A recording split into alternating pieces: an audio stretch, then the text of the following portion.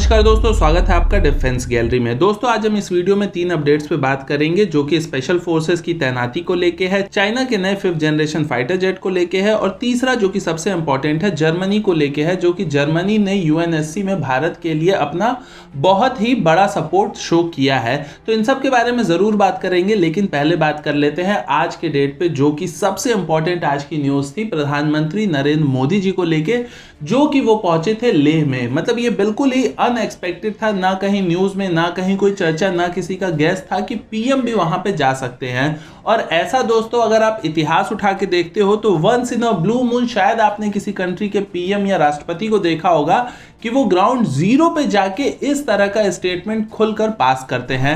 हालांकि उन्होंने चीन का नाम नहीं लिया, लेकिन चीन की सारी क्वालिटीज उन्होंने वहां पे बता दी और यही रीजन था कि चाइना के जो फॉरेन मिनिस्टर थे उन्होंने अपना बयान जारी करके ये कहा कि हम विस्तारवादी नहीं हैं और भारत को इस तरह के बयानों से बचना चाहिए। हम बातचीत कर रहे हैं और हम शांति से सारी बातें सुलझाना चाहते हैं। हालांकि हमारे पीएम ने भी यही कहा दोस्तों कि हम उस देश के निवासी हैं जहां पे कृष्ण भगवान बांसुरी बजा के देश को एक शांति का संदेश भी देते हैं और अगर जरूरत पड़ती है तो सुदर्शन चक्र भी उठाते हैं। तो उन्होंने बहुत ही क्रिस्टल क्लियर मैसेज दिया है कि अगर कोई विस्तारवाद की सोच रखता है तो पास्ट में भी उनका विनाश हुआ है और भविष्य में भी उनका विनाश ही होगा। तो ये बहुत ही क्रिस्टल क्लियर मैसेज है और इस चीज को देख के दोस्तों पर्सनली मुझे तो बहुत ही ज्यादा गर्व महसूस हुआ और मैं उम्मीद करता हूं आप सबको भी बहुत गर्व महसूस हुआ होगा कि किसी देश का पीएम ग्राउंड जीरो पे जाके इस तरह के लैंग्वेज में बात कर रहा है। खैर ये तो बात हो गई हमारे पीएम की। अब बात कर लेते हैं अपने तीनों अपडेट्स की। तो दोस्तों रिसेंटली सुनने में आया है कि भारत ने एलएसी पे अपने स्पेशल फोर्सेस के यूनिट्स को तैनात कर दिया है।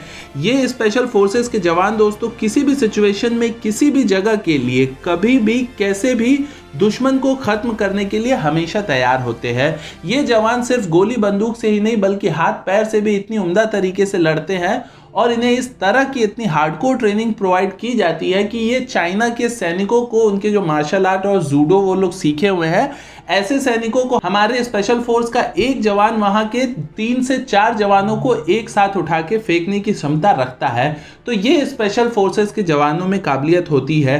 ये वही जवान है दोस्तों जो कि बिना किसी एक सिंगल कैजुअलिटी के 2017 में पाकिस्तान में घुस के उन्होंने सर्जिकल स्ट्राइक किया और वापस आ गए। ये वो जवान है। तो ये बहुत ही बड़ी बात है। इनके कुछ यूनिट्स की तैनाती सुनने में आया है कि एलएसी पर कर दी गई है। खैर बढ़ते हैं अगली न्यूज पे दोस्तों। तो अगली न्यूज जो हमारी है वो चाइना को लेके है। तो चाइना ने दोस्तों ऐसा सुनने में आ रहा है कि चाइना एक और 5th जनरेशन फाइटर जेट की ओर प्लान कर रहा है, क्योंकि चाइना का जो J-20 फाइटर जेट है वो काफी बड़ा है। तो एक तरीके से वो एक हैवी वेट फाइटर जेट है, लेकिन चाइना कोशिश कर रहा है कि एक मीडियम वेट फाइटर जेट बनाया जाए जिसे कि वो अपने कैरियर पे तैनात कर सके। चाइना के पास करेंटली 2 कैरियर है और चाइना अपने तीसरे कैरियर के लिए प्लान कर रहा है। तो होपफुली ये जो जेट चाइना सोच रहा है वो अपने 3rd एयरक्राफ्ट कैरियर के लिए ही वो सोच रहा होगा। तो यही न्यूज आई थी फिलहाल मंडे को कि चाइना एक कैरियर बेस्ड फाइटर जेट के ऊपर काम कर रहा है जिसकी फर्स्ट फ्लाइट 2021 में शेड्यूल है। लेकिन आपको जान के आश्चर्य होगा कि ये स्टेटमेंट इशू किया था चाइनीज एरोनॉटिकल एस्टेब्लिशमेंट ने अपने वीचेट अकाउंट से, और जस्ट एक दिन बाद यानी कि 29 जून को ये स्टेटमेंट इशू किया गया और 30 जून को ही इवनिंग में इस स्टेटमेंट को डिलीट कर दिया गया। क्यों डिलीट कर दिया? तो ये तो चाइना की बहुत ही अजीब सी हरकत रहती है जो समझना काफी मुश्किल है, हमें इतना दिमाग भी नहीं लगाना है इसमें। लेकिन फिलहाल जो उन्होंने एक संकेत दिया था वो यही था कि 2021 तक उनकी फर्स्ट फ्लाइट प्लान की गई है। बाकी जो चाइना का एयरक्राफ्ट कैरियर है जो 3rd उन्होंने प्लान किया है वो भी 2020 के एंड तक या 2021 में हो सकता है ऑपरेशनल हो जाएगा। और चाइना ये जो फाइटर जेट बना रहा है दोस्तों ये स्पेशली वो अमेरिका को देखते हुए बना रहा है, क्योंकि चाइना के पास इस समय एक भी ऐसा कैरियर बेस्ड फाइटर जेट नहीं है जो कि अमेरिका के F-35B वर्जन के बराबर हो, क्योंकि F-35B एक 5th जनरेशन का स्टेल्थ जेट है और चाइना के पास इस तरह का कोई भी कैरियर बेस्ड फाइटर जेट नहीं है जो कि स्टेल्थ की कैपेबिलिटी रखता हो। तो चाइना F-35 को यानी कि काउंटर करने के लिए अपने इस जेट पे काम कर रहा है। पर खैर वो जब आगे न्यूज ज्यादा क्लियर होगी तो हम इसके बारे में ज्यादा बात करेंगे। फिलहाल बात कर लेते हैं अपने अगले अपडेट पे जो कि बहुत इंपॉर्टेंट है, जिसमें कि मैं आपको बताऊंगा दोस्तों कि किस तरह जर्मनी ने भारत का बहुत ही अच्छे से खुल के सपोर्ट किया। तो दोस्तों आपको पता होगा कि 29 जून में पाकिस्तान के स्टॉक एक्सचेंज पे एक हमला हुआ था। तो वो हमले का दोस्तों जब इस तरह के हमले होते हैं तो उसमें क्या होता है कि जो बड़े बड़े हर देश होते हैं, जो उनके करीबी देश होते हैं वो या कोई इंटरनेशनल ऑर्गेनाइजेशन होती हैं, वो सब अपनी सांत्वना प्रकट करती हैं अलग अलग स्टेटमेंट देख के। तो जो हमारे इंटरनेशनल ऑर्गेनाइजेशन है यूएन यानी कि यूनाइटेड नेशंस, तो उसमें भाई चाइना भी मेंबर है उसका।